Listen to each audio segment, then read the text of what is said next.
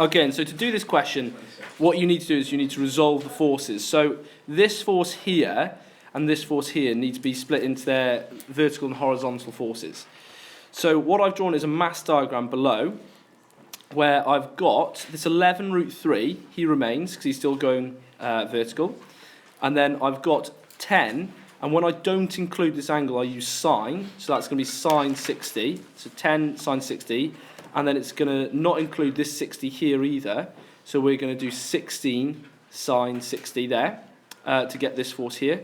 And then the blue ones, when you do include the angle, when this is coming down, it's including that 60, we use cos, we get 10 cos 60, and we've got the 3 newtons here, which remains, plus the 16 cos 60. Now the question asked, it didn't say we're in equilibrium, it says resolve the forces in the 2 perpendicular directions and deduce the magnitude of direction. Okay, so what I've done now is I've added together all of those reds in my calculator, and my calculator told me it was 24 root 3. I've done the same here with the 3 plus 16 cos 60, which gave me 11, and I did 10 cos 60, which was 5, but because that's working against me, I subtracted it there. So I've got 11 take away 5 to get 6 newtons. So what I've got here, in effect, is like a right-angled triangle, where really this red one is going up here as well. So we've got this right-angled triangle, which to work out the resultant force, we would do Pythag. So we do the red line, so that's 24 root 3 squared, plus the blue line, so that's 6 squared. Square root it, the resultant is dead on 42. So if you got 42, fantastic, well done. It also said work out the direction, deduce the magnitude and direction of the resultant force. Now when you do that, it's asking for the angle that it makes, okay? So it's looking for this angle here. You can go ahead and use your resultant if you want. That diagram here is this diagram here.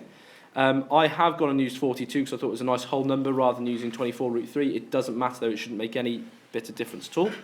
So I've used cos to work that out, and I got an angle of 81.8 degrees. Okay? Right, what I've done is I added on the forces just as we talked about at the board. I included, say, 9g there and 5g here.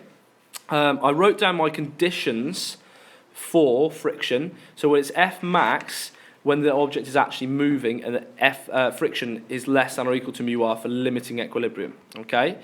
Because this, the system is in equilibrium, I've stated that A must be 0. Okay? And then, by here, I put in my formula, F equals ma, so the tension minus the friction would be equal to 9 times 0, so in other words, tension is equal to friction at A. Okay? At B, I would have tension minus 5g is equal to 5 times 0, so in other words, tension is equal to 5g. Now I can sub 1 into 2 here. I said the tension is equal to friction, and I said the tension is equal to 5g. So I can make the statement that FG is equal, sorry, not FG, sorry, FR is equal to 5g. Okay? Now because it's in limiting equilibrium, I've used the inequality version of it. So the friction, I've just worked out is 5g, is equal to mu r. So mu, don't know what that is, so I've left it as mu, and then the resultant, not the resultant, the reaction is 9g. Okay? So then, I've taken the times by 9g over as a times by 9g. You could have multiplied both of these by 9.8. I've just left them as g's and cancelled the g's here. And then I've got 5/9 is less than or equal to mu. So flip these sides here, but you must flip the inequality as well. Gets mu is less than, is greater than 5/9 as required. Okay? Okay, so for part 2, again, if you need to draw the diagram out again, I've changed that to F max this time because it is actually moving, so it's my maximum value of friction.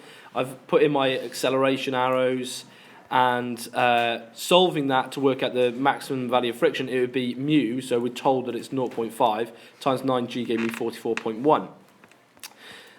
To go and work out the values now, we need to do simultaneous equations at A, so we do sigma F equals ma, we get T minus F max equal to 9a. We know what F max is, we just worked it out, it's 44.1, goes over as a plus 44.1. So that's my first equation, T is equal to 9a plus 44.1.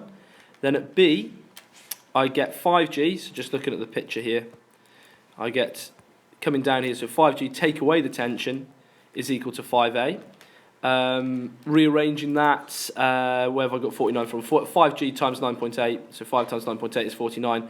And then I've taken over this 5a as a minus 5a and the t is a plus t. So I like to do my simultaneous equations as substitution. So because I'm saying that t is that, in this equation here, where I've got t, I change it to this bit here. So I've got 49 minus 5a from this bit, and then t is also equal to that, so put it equal to there. And I've gone and worked out that a is equal to 0.35. Your conventional method of doing simultaneous equations will work there, though, is you don't have to do it my way. Once you've got a, the next bit should just be a case of substituting in. The next bit should be a piece of cake.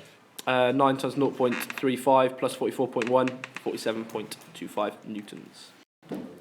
Okay, so first thing we do for this question, we always have to write out our SUVAT. So what do we know? We know S, we know U, it starts at rest.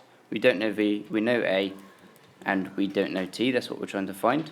Now, for this example, because everything's moving down, I've made sure over here we have we've made sure that going down is positive. So our acceleration here is positive, 9.8 meters per second.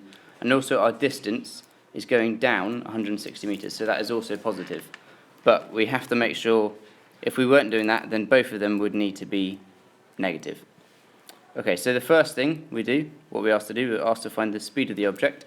So over here we've used v squared equals u squared plus 2as. We substitute in our knowns over here. We know what s is, we know what u is, we know what a is. Substitute them in, we should get a nice v equals 56 meters per second. And again, that is going downwards. That's why it is a positive number. For part 2, I actually used a different equation, but Mr. Ashton here has used v equals u plus at. Because we want to find the speed as it reaches the ground, so we need to find v. I used v squared equals u squared plus 2as, but it doesn't really matter which one you used. No, I used s equals ut plus half at squared to find t, but in this case we're using v equals u plus at. So again, substitute what we know. We're trying to find this v, we know u, we've just worked out what v is, we're trying to find t. So again, if we substitute in and rearrange, we should get our time is 40 over 7 or 5.71 to 3 sig figs. Depends what the question asks, and of course this is in seconds. Okay, moving on to part B. Do you want me to do part B now? Yeah, sure. Okay, part B, modelling it as a particle. We have the overall forces going down, it's just its weight, so 0.02 g. And then we're told in the question that the air resistance is 0.96 newtons. So now, just using F equals ma, we find our 0.2 g, which is this bit here, take away our resistance, this bit, gives us our mass times the acceleration, 0.02 a. So rearranging just gives us this, and of course, when we type this into our calculator, or if you can see it in your head, if you're that clever, we get a equals 5 meters per second squared. Okay, part B then, or part 2 of B, we're trying to find how far it has fallen. So to do this, again, we need to find S. So write down our new SUVAT, because now A has changed, remember, so we can't use our previous ones. Again, I've used S equals ut plus half at squared. Substitute in what we know. It starts at rest still. We know the new acceleration with air resistance, and we know the time. We're asked the time to find the distance after it's gone 4 seconds, so we know the time in this case. So we're told S equals 40 meters, but this is how far it has travelled. We want to find out how high it is above the ground, so we need to make sure we do 160 take away 40. That is the height above the ground. 40 is just how far it has travelled. Okay. Okay, so when you're drawing your picture, you must mark what's positive. Here, I'm saying that is going into this, A is going into B, so it's going this way, which is 3. And I said that B is just going at 0, okay? Obviously, it's not really got an arrow, but I prefer to have an arrow on it here. Here, I've guessed the direction of here, but whatever you do, if you're wrong and you get a minus, don't change the arrow, it's fine. It just means that your direction is going the other way to what it says here. It doesn't matter if you get a minus, so don't change anything. Okay, so, information I'm given. This was 2m, so this was 2m here, 16m, 16m in here. To work out the coefficient of restitution, being 0.5, I know that E is equal to VB minus VA, all of that. I've subbed in here, and then I've rearranged to get 1.5 is equal to VB minus VA. If you want to make it a bit nicer, you could times all of that through by 2 to get 3 equals 2 VB minus 2 VA. But don't worry if you don't want to do that, you don't have to. The next formula I've used here is total momentum before equals total momentum after.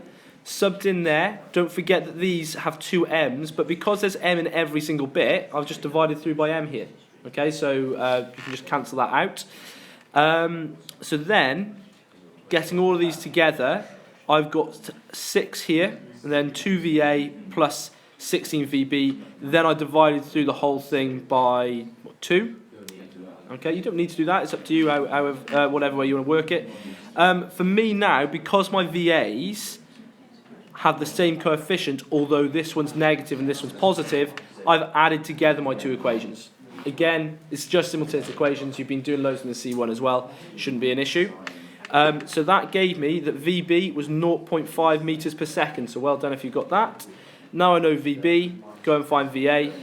So VA is minus 1, ms minus 1. So don't change that arrow. But what is really happening is that this is travelling that way at 1 meter per second. Okay? But like I said, whatever you do, don't change the arrow. Your arrow is fine like that.